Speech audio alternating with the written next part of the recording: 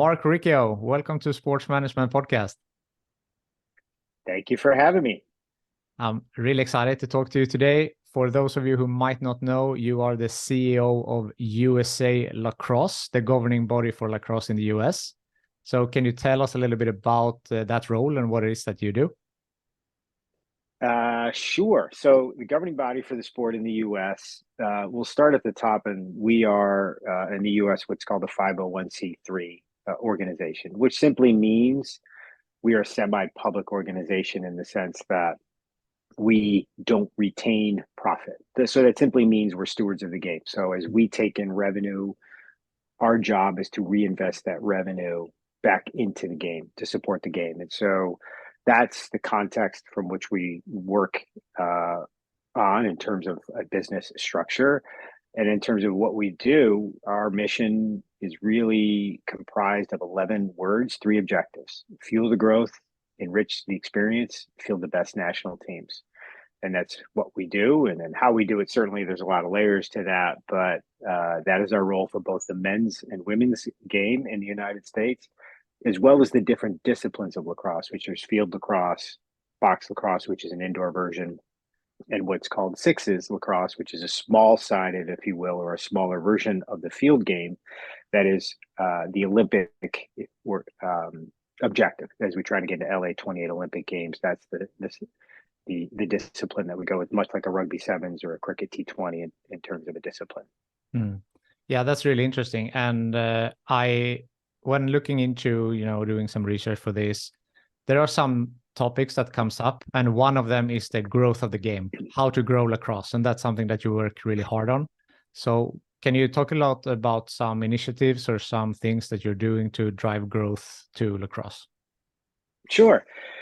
Growth for any sport or any business for that matter is critical. And I want to back up in terms of, grow the game sometimes is an overused terms in every sport, but certainly in lacrosse, it seems like it's been, a rally cry for many, many years. And the organization and the sport had tremendous growth from 2000, say, roughly the early 2000s to, right up until COVID.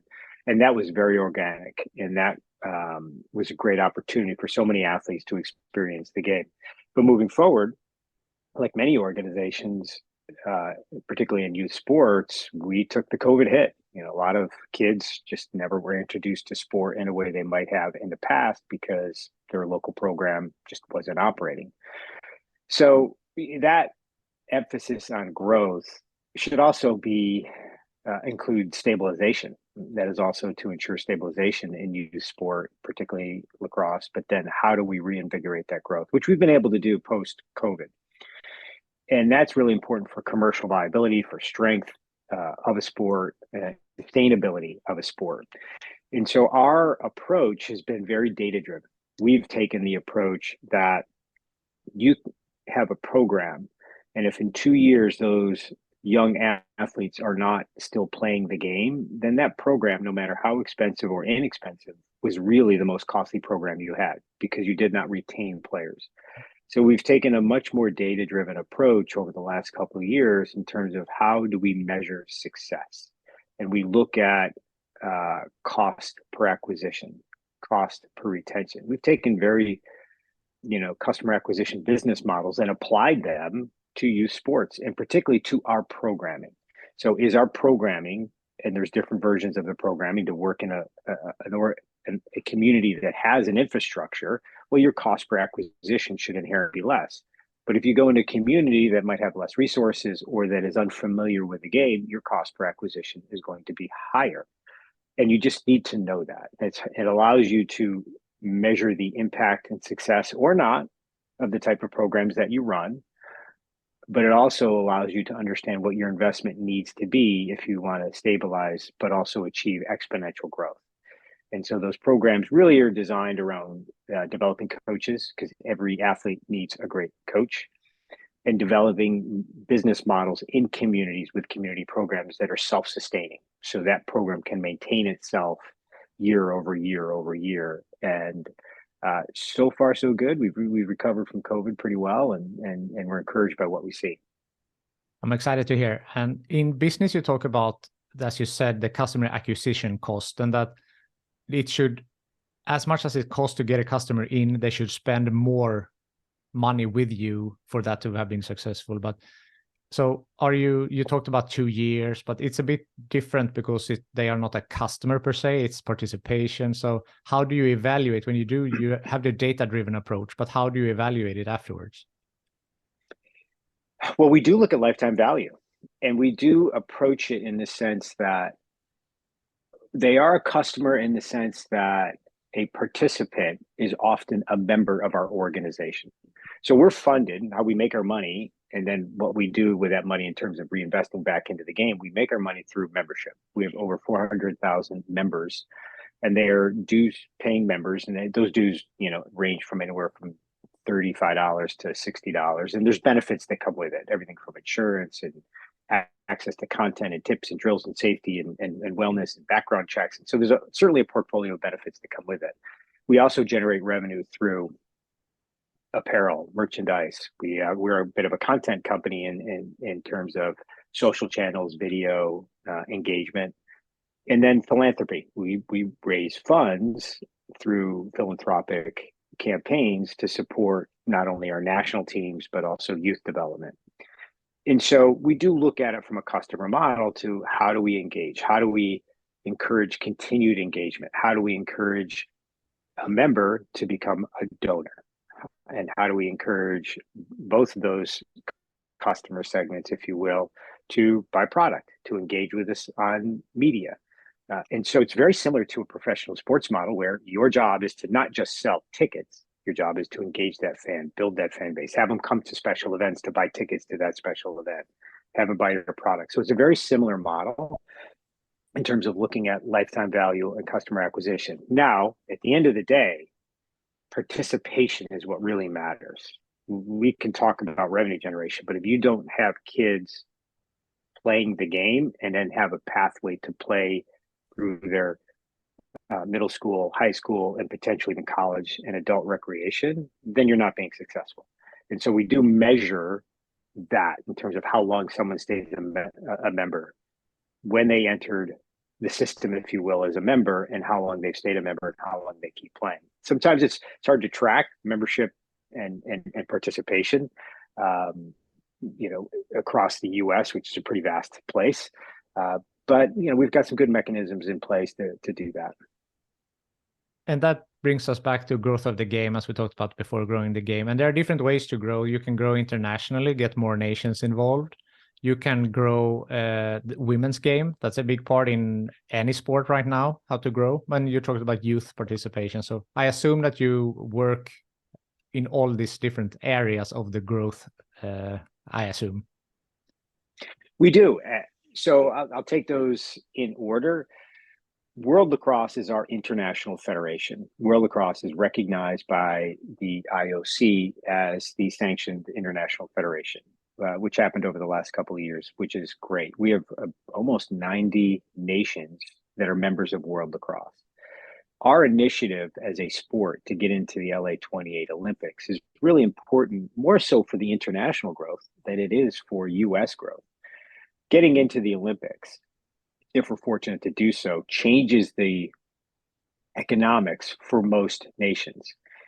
If you get into the Olympics, you're an Olympic sport, you're then eligible to receive government funding for your Olympic sport entity in other nations. It's not the case in the US, but it is in many other nations. That would then drive international growth even more so than it has today. And relatively speaking, we're a young sport. We're not nearly as mature, certainly as sports like, of course, like cricket, which is hundreds of years old, and global football, aka soccer, hundreds of years old. Basketball, much older. Baseball, much older. So lacrosse is relatively young as an organized sport. It's actually the oldest sport in North America, but pretty young as an organized sport. So that would drive international growth. We certainly support that. We're active in that, but we lean on World Lacrosse as our international federation for that international banner. In terms of women's sport, it's a great opportunity for us. In fact, we're seeing more growth on the women's side and girls' side of the game than we are on the boys' side. There's actually a trend in the US. There's actually a little less boys sport participation, not just lacrosse, but youth sports as a whole. And certainly we're working with other organizations to reverse that. But the growth of women and girls sport has been fantastic. The women's game is a little different than the men's game. They are two different games in terms of how they're played. And the women's game is equally as dynamic and exciting and athletic. And we've seen a lot of excitement and growth around women's sport in the US. Yeah, for sure. And you mentioned that it is an old sport though, but not organized. It's the oldest team sport in America, I read somewhere. And it is, and I'd love to share that. The origin story of lacrosse is unbelievably unique, and it is so different than any other sport that exists in the world. The sport is a Native American sport, Native American in U.S., or I should say the Americas, Native American. And the lure of the game is that the game was gifted to Native Americans by the creator.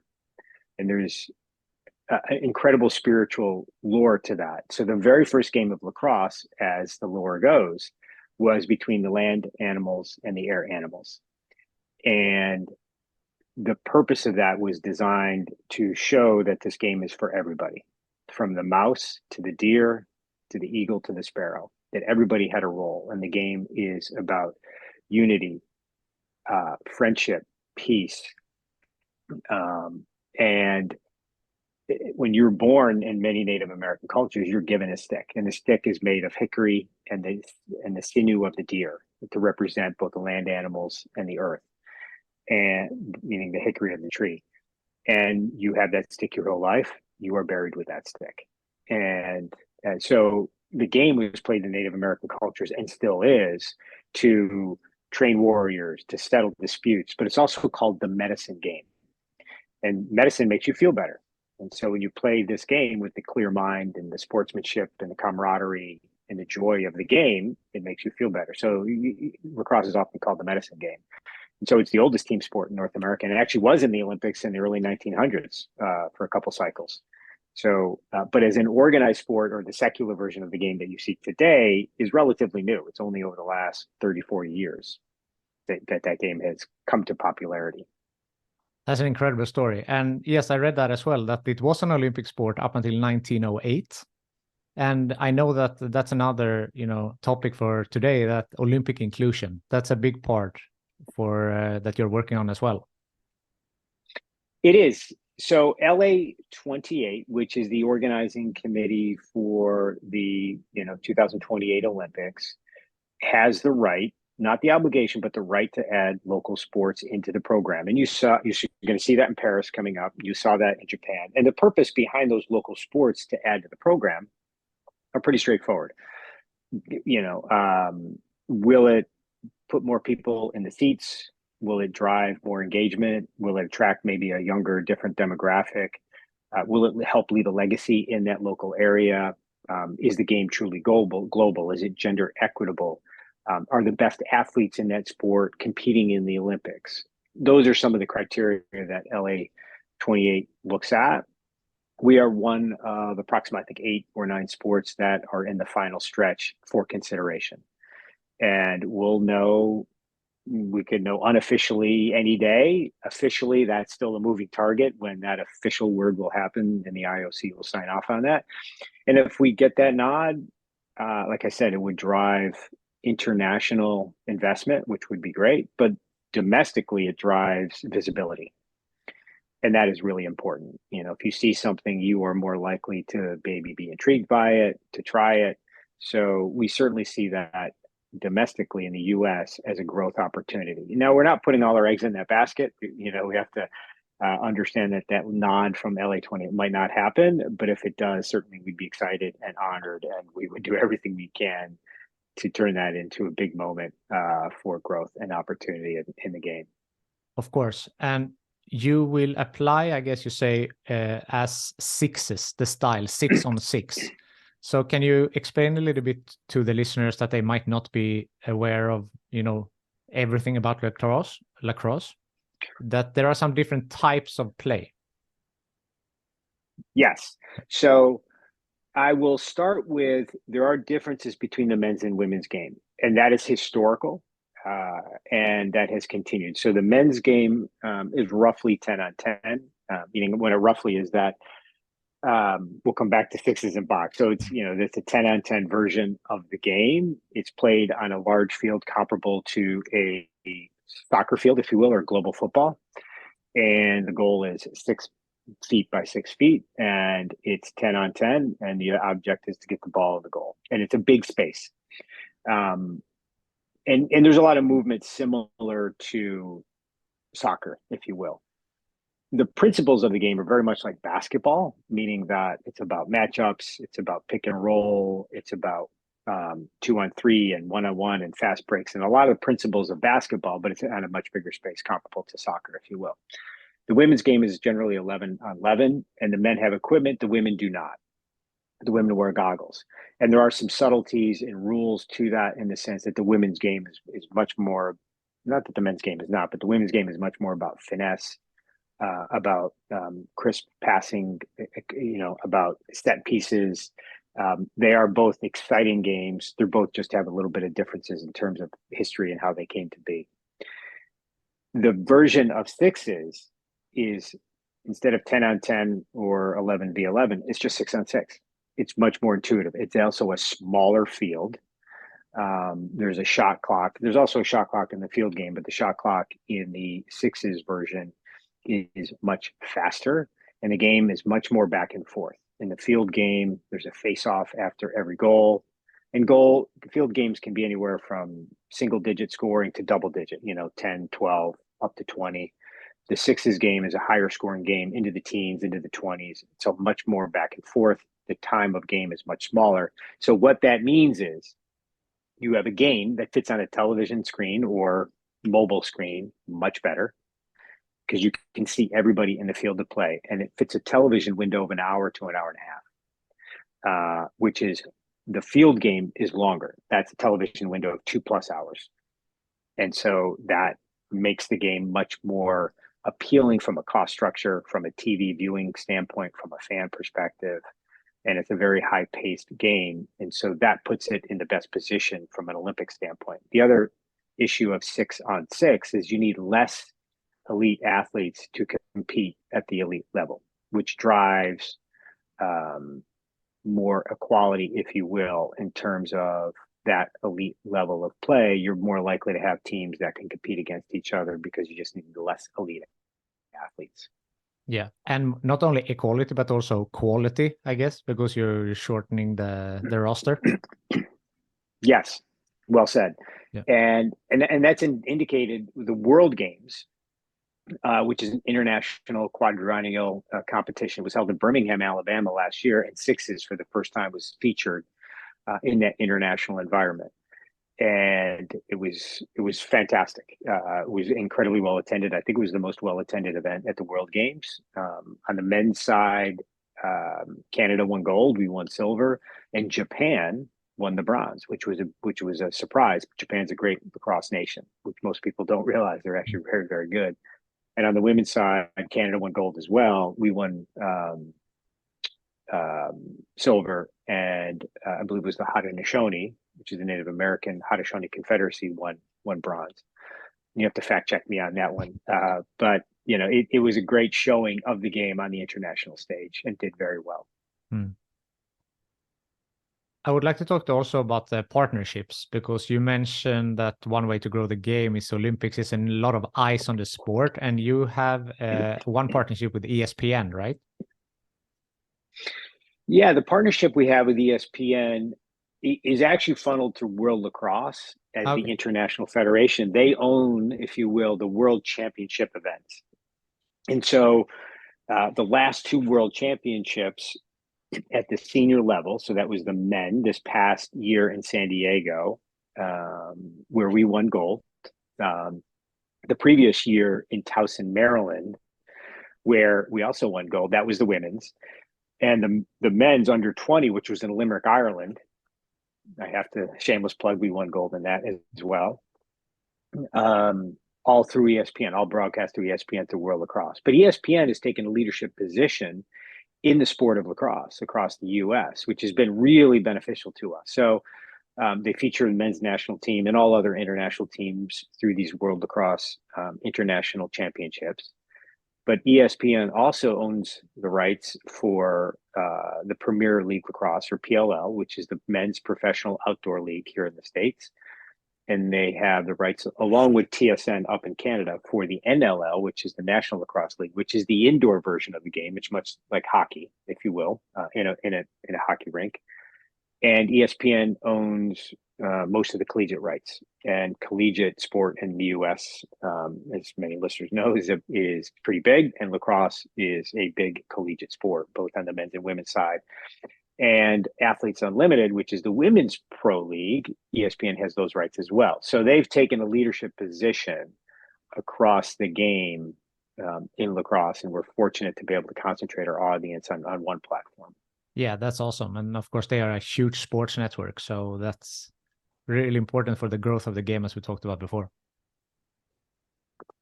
It is having a place consistently where you can consume the sport, see the sport, but also see different versions of it, the men's game, the women's game, the outdoor game, as well as the box indoor game, obviously is super valuable to us. Yeah. I would like to also, we have talked about a lot about the sports of lacrosse, but I would like to know your story and how you got into the sport of lacrosse. So take us back to the very beginning. How did you get into the sport? And then we work ourselves up to where we are now. Sure. I will start with our mission. Our mission around fueling the growth, enriching the experience, and fielding the best national team, certainly what we do. But the why we do it is because lacrosse changes lives.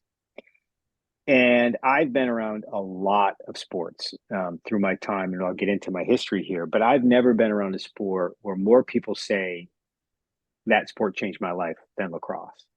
And I think it has to do particularly with the fact that it's unique origin story and the spiritual history and roots of the game in terms of the medicine game. I believe there is impact that is had by that. And I, like many other, had my life profoundly changed because of the game. So I grew up in Western New York, small town in the Finger Lakes region of New York State. And a new neighbor moved in and had a lacrosse stick and a goal. They dropped in the yard and had an extra one. And I picked it up and started playing. And that was, around the age of 10, 11. And I was 12 years old and I started playing my first organized lacrosse. And like most who love this game, you pick it up, you start playing around with a stick and the ball, because it all starts with a stick. And I just never looked back. And so I came from a home that we didn't have a lot of money, quite frankly. And lacrosse was a vehicle for me to go to college. I was fortunate enough to get a scholarship, and I went to Hofstra University, which is on Long Island, which is another big, home base, if you will, for the game. And I played throughout college. And because I went down there and I turned that into going to graduate school, and then actually going to get graduate assistantship and getting a job at the university. And that began my career working in fundraising and marketing in athletics. And on the campus of Hofstra, the New York Jets, the NFL team, practiced. That was their home base. Got to know people at the Jets. After working several years at Hofstra, I ended up getting a job at the Jets. I spent 17 years working at the New York Jets, all on the business side. And from there, I spent a little time in startup land after I left the Jets, working on a few projects and consulting, which was incredible learning experience, and parlayed that into working for a small event company that I had actually hired and worked with at the Jets. And right after I started with that company, we were approached to be purchased by, at the time, what was Lagardère Sports and Entertainment, which is a global agency. We decided to sell to Lagardère.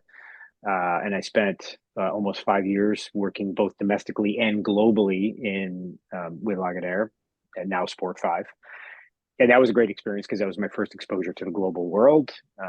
And I quite enjoyed that global mandate that I had. And then I left that organization, was working in a small law firm and consultancy for about a year. And I saw this job open up.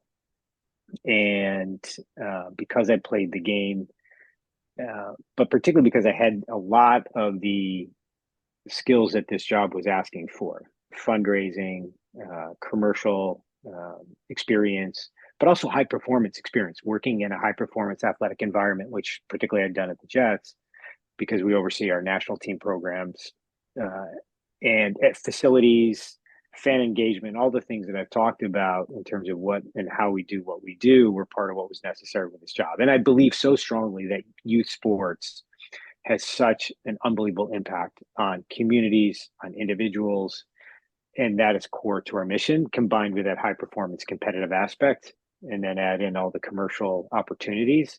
And that's how I ended up here. I threw my hat in the ring and survive and advance the interview process. And here I sit, and 2 years into it, I'm loving it. That's awesome. And yeah, in August 2021, you took this job, and I found a quote from one of the board of directors, Beth Lyman. And he said, when they were looking to recruit this position, he said, we set out to identify a leader who was an innovator and a connector, a critical thinker and a strategist, someone with integrity and deep passion for the mission of USA Lacrosse. We found this leader in Marc. So is that something that you feel like you represent?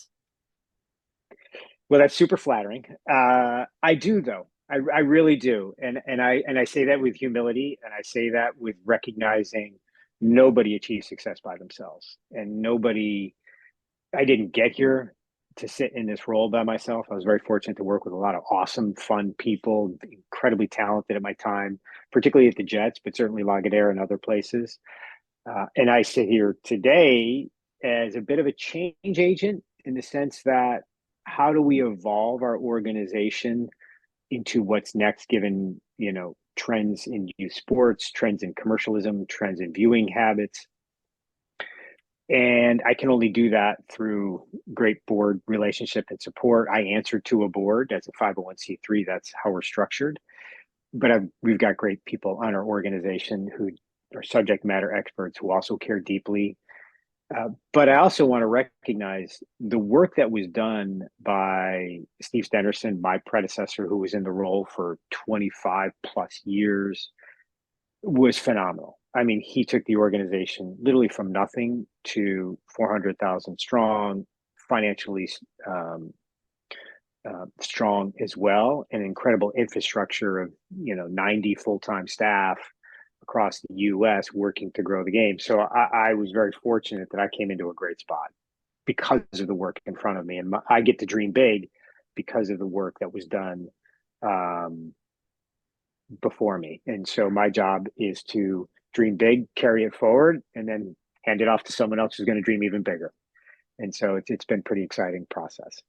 It sounds like it. And on that point, you said that Steve was from 1998 when he was founded up until 2021. So that's a long time. And, the world changed, things happen. Okay, COVID, everything, growing the game. So as you said, like now you wanted to put your, angle on it and make change. And is that something that intrigues you to see like where you can take this? It does. What I learned at my time at the Jets is that we went from a bottom quartile revenue team to a top quartile revenue team. We built a stadium. We tried building a stadium on the west side of Manhattan. It didn't work, but even that was a learning experience and change. We built a training facility. We fundamentally changed the business of that organization in very material and profound ways. And what I learned is that I enjoyed that a great deal. I enjoyed being a change agent as opposed to walking into an organization that was, already running and operating, and you're keeping that thing going. There's nothing wrong with that, but that does not excite me as much as change. And I certainly, that's been a mandate, is how do we evolve and change? Even the concept of, I talked earlier on using data to track the effectiveness of our programs. In a mission-based organization, that is uncomfortable for some people, because some people look at it and say, wait, we're all about the mission, we're all about growth, opportunity, and that is true. But without revenue, without understanding the impact of those programs, you really don't know if you're having the long-term impact that you think you might. And some of our programs are, but candidly, some of them are not as effective as they set out to be. And that's not wrong or bad. You just need to know that. And you need to be able to change that. And that makes people uncomfortable. And for the most part, everybody has truly embraced change and evolution. And COVID, quite frankly, gives us latitude to do so, because COVID accelerated what was already happening in every marketplace, not just lacrosse and youth sports, but every marketplace. And the market always wins. And so we've certainly had to take a hard look at some of the things that we do, and we've had to make some changes that have been uncomfortable for people. But for me, it's exciting because I can look at our organization, say this year we will generate more revenue than we've ever generated outside of a championship year where we've hosted a championship. When you host a championship, the revenue opportunities just fundamentally change because you have 30 nations coming into your country to execute and play in a championship. So that's different. So it's the most revenue we've ever generated. We have rebounded from COVID to increase our membership over the last 2 years as well. We've increased participation according to our numbers from last year to this year. So we're trending back in the right direction. So I'm going to say we're seeing positive signs, but change is hard. There's no doubt about it. It's hard. Of course. I'm glad to hear you're doing so well. And I was thinking about it now with COVID, you need to evolve. One sport or type of sports that was very common during COVID was esports, because that's something you can do from the comfort of your own home. And I know that you have done some work with that and consulted with some things with regards to esports. So is that something maybe you have already, but that you can implement with lacrosse and esports? I'm bullish on video gaming and esports. And I know that certainly they've had their challenges over the last couple of years now that people are not sitting in their homes confined by COVID. So there's certainly some challenges to that. But if you think back when we were going through the esports boom and the competitive gaming boom and video gaming, was the topic everybody talked about. Everybody who was in the business knew at that moment, we're still figuring this out. And that has come to be reality, still figuring it out. And I think that esports as a competitive gaming element is just one component to what these organizations need to do as being media companies. And so that's my point. That's what I learned working in esports, is that esports alone is not enough. Excuse me. It's not enough to generate a viable long-term business. It's just not. Just like competing with a national team for USA Lacrosse alone is not enough to develop a long-term viable business. It's an important component. What esports did well, or what the good organizations did well, is they were media companies, and they were about fan engagement, and they were about building community.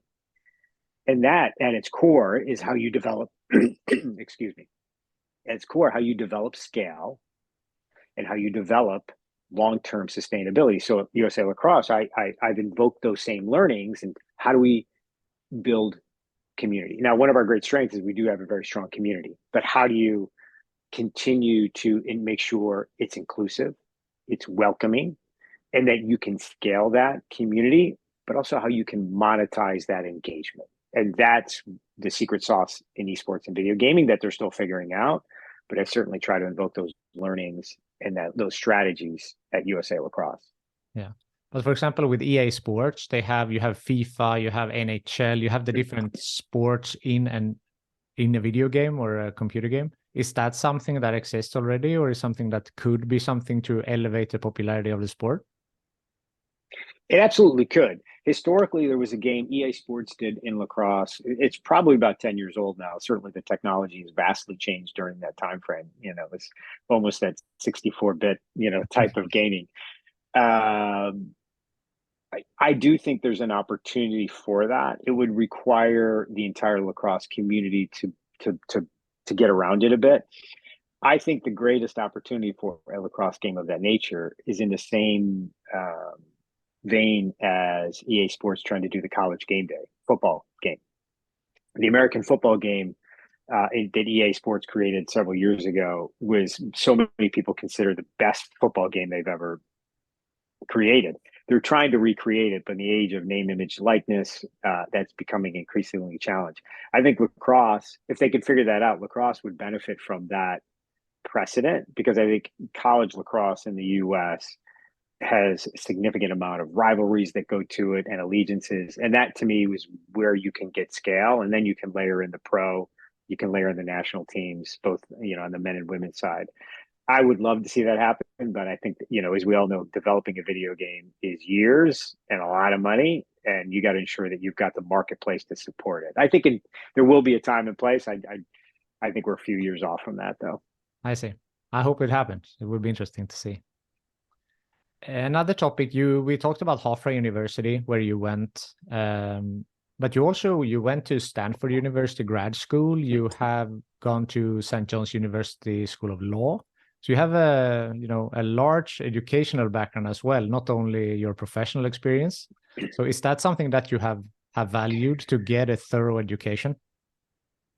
Yeah, let me clarify that. So I went to graduate. I got my MBA at Hofstra, St. John's School of Law. I have my Juris Doctorum law degree, and I'm a member of the New York State Bar.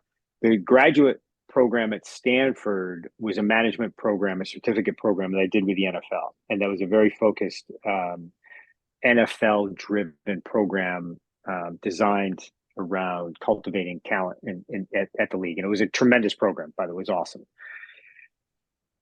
With that said, yes, I value education a great deal. You can tell by that background. And I did those programs at night. I worked full time while I did those programs. And I think that was important because when you go to school at night, whether that's law school or graduate school of some kind, you're working during the day, you're going to school at night. It's a different dynamic because you're working with other professionals who are frankly doing the same thing. And so what you talk about, your experience level, what you're looking to get out of the education differs. When you go to law school, at least in the US, generally, if you go full-time during the day, you're looking to go be a lawyer as a professional. But if you're going at night, you generally already are a professional, and you're looking for the law degree to augment and complement your current career track, which is what I did, which is also what most of my classmates did. They were not going to be a lawyer per se. They were going to complement their current career. And so that changes your perspective, in that I went to law school looking to say, I want to be a better sports and entertainment executive. How can I use the legal degree, but also the learnings of how to analyze problems, assess risk, assess opportunity, which is what a law school is in so many ways. How can I use that to complement my career? The biggest thing I learned is that the cost benefit evaluation that legal principle is relied on. So much of legal principle is around what are the rights and benefits of one, what are the rights and benefits of the many, and how do we balance those? And so I look at so many problems around cost benefit analysis, and that has really just helped me tremendously. But I certainly place great value on education, but I place great value on education in the context of application to business. Great education alone does not make you a great thinker, does not make you a great problem solver. You can do great in the classroom, but don't have enough common sense to cross the street. Well, that doesn't do anybody any good. So there's definitely a balance to be struck there. Of course.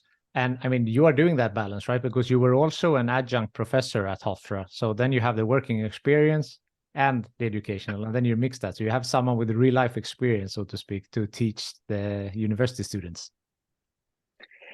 Yes, I think that it was one of the most enjoyable times in terms of teaching. You recognize a couple things. You sit in a classroom, and one, you can't BS.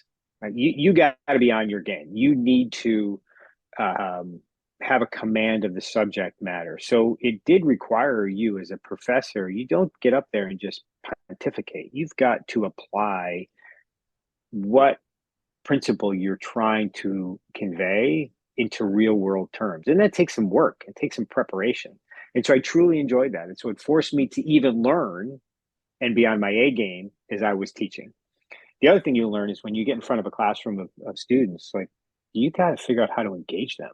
You can't just talk. They will zone out. They'll be looking at their phone, thinking that you don't see them looking at your phone, but you know they're looking at their phone.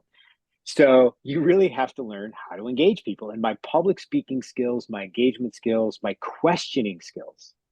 I'm a manager and a leader who asks a lot of questions. But I learned that through teaching because it was a way to engage the students. It was a way to get them to talking and feel comfortable and safe about asking questions themselves. So I took away probably more from teaching than maybe I gave. I don't know. Maybe that's the mark of a good symbiotic, partnership, and that was certainly what the case when I was teaching. Interesting.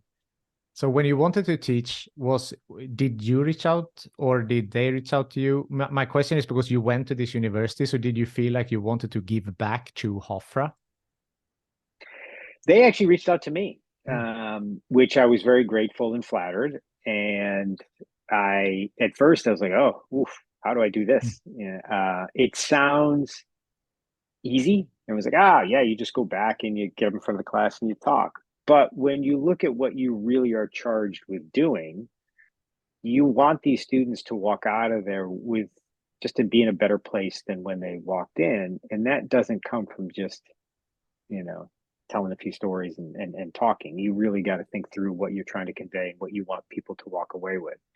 So Hofstra did reach out to me, and I was very grateful, and I appreciated my experiences teaching. It got to a point where I was committing too much time. I'm like, okay, I got to pull back the reins a little bit between my own kids and spending time with them and the work it demands. But I certainly enjoyed my time when I was there. I see. My last fun fact, I read, I told you before we jumped on when we press record here that I work with ice hockey. And I read that you shared a room with John Cooper, the Tampa Bay Lightning's head coach, back-to-back Stanley Cup championships. Is that true? That is very true. Coop, he's Coop. Coop's a good friend. So Coop, he and I were freshmen together. So we came into Hofstra together. And we were teammates, and we lived together for 2 out of those. I was there for 5 years. He was there also for 5 years. He played hockey. He did play club hockey his 5th year as he finished up his degree. So we were suite mates with 2 other friends of ours for a couple of years. And it's a good dude. He was from British Columbia, west coast of Canada. I was from upstate New York. And at the time, Hofstra was many more people were from Long Island than non-Long Island. So he and another good friend of ours, Kenny Curry, was from Syracuse. And, so we were like the 3 or 4 of us that were not from Long Island. So we bonded, good friends, a lot of good stories. And yes, we are college friends and teammates. That's awesome. Many sports professional coming out of Hofstra. It's interesting. For a school that it's got Dutch heritage. That's the Hofstra name. That's where it comes from. It was actually created by 2 individuals who came in and created that Dutch lineage. There's tulips all over the place. There's lots of remembrances of places not Long Island around Hofstra. But it certainly produced a lot of great athletes, a lot of great students. I truly enjoyed my time there, and it was very different. It's a much more urban environment, very different than where I grew up, and I that's what I was looking for, and appreciated that. Nice. I always ask, because there's a lot of young people listening that they want to maybe get into the sports industry. Maybe they are early on in their careers. So what would be your best advice for someone who wants to work in the sports industry? My advice, there's 3 things that I would ask people to consider in no particular order. The first one is become an expert in something. And an expert is all relative to your age and your experience, but have a superpower. And what I mean by that is do something that differentiates you or separates you, that you can communicate to a prospective employee, and how that skill is valuable to that prospective employee. And that skill could be problem solving. It could be salesmanship, could be social media, could be a second language that you speak, but something that differentiates you, that makes you a bit of an expert, if you will, that has value to an organization. The second is ask a lot of questions. It's okay to ask questions. Become a student of the industry, become a student of leadership, become a student of areas that interest you. And it's okay to ask questions. I ask a lot of questions, and you can learn a lot. It helps you develop relationships with people in ways you didn't anticipate. And that can be incredibly valuable. So I encourage a lot of question asking, thoughtful question asking. Don't ask questions you can otherwise find the answer to yourself. Ask thoughtful questions. And the last is bring the energy, smile, have some energy. Energy is contagious. People want to be around that. And I know it's a bit of Ted Lasso, but that's truth. Like, if you're a dud, and I'm not saying you have to be something that you're not, right? Not everybody's gregarious, and not everybody's a type A personality, but you can smile, you can laugh, you can have a bit of energy without having to be over the top. That's not what you're looking for. But that energy is contagious, and people want to be around that and work with people like that. And so take that into consideration when you're meeting new people and when you're interviewing. That's awesome advice. I also know that you're a fan of quotes. So do you have anyone in particular that you want to share with us? Oh, wow. I have a lot. I will give you this one, which one I turn to a lot. It's from Tolstoy. Patience and time are the greatest warriors. And that's a bit of a paraphrase of the quote, by the way. I don't think that's the exact quote as he wrote it, but that's been paraphrased. And I share that because we all feel this sense of urgency, and everything needs to happen with some immediacy. And that you get the email that comes in, or the text message, and you got to respond, or there's a problem and you feel like you've got to solve it. The reality is most deadlines are human made. And most of the time, not all, but most, patience and time will bring you the answer and are the greatest warriors and outlast all of us. So it's okay to take a breath, stop, think, figure it out. Yeah, that is good advice, but it's really painful when you are in a bad situation. And people say that patience it will get better in time, but I know it will. But sometimes it's hard to take that to heart when you're in a bad spot at the moment. It's very, very hard. It's easier said than done when you're not the one in the bad spot. Yeah, exactly. For sure. For sure. Is there something I haven't asked you yet that you want to mention? Could be about yourself or lacrosse or something. No. Well, yes. One last thing. I encourage people, if you don't know the game, seek out USA Lacrosse, go online, check it out. It's interesting, it's fun, there's a bit of athleticism, there's a lot of strategy, and it's just the origin story and the history of the game are important. And that's the second thing. I encourage those who either don't know the game or do know the game, learn it, know it. It matters a great deal. And I think you will be better off for it by taking the time to understand that and learn that. And the game is a lot of fun. I encourage you to pick up a stick and try it. I hope they do.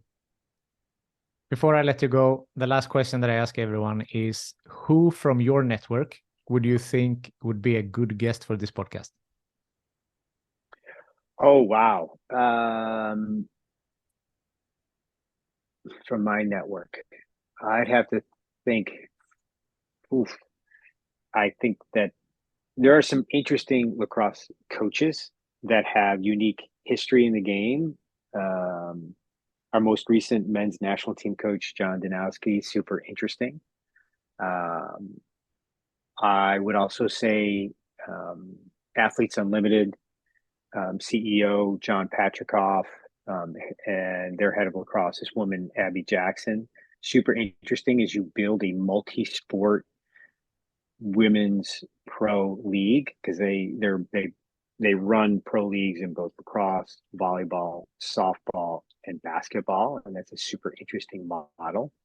And I think those individuals would have unique perspectives on not only the game but the sport as a whole, both on the men's side and the women's side.